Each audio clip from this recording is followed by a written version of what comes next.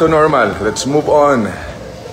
Kailangan ay positive yung ating outlook sa buhay para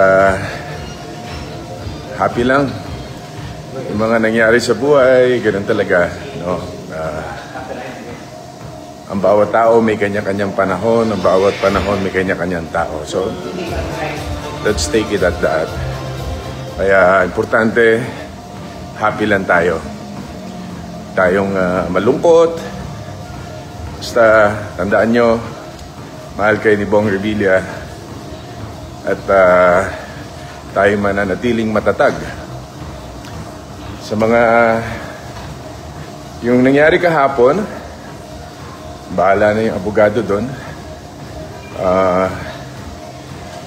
Kung ako nga, ayoko na pansinin no? Pero, siyempre, pero gano'n pa man, tingnan natin.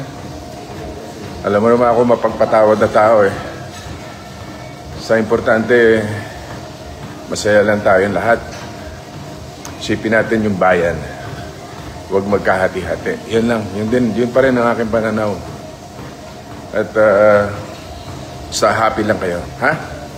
Yan, workout tayo ngayon. Dito si Coach Joven para tuloy ang ating workout.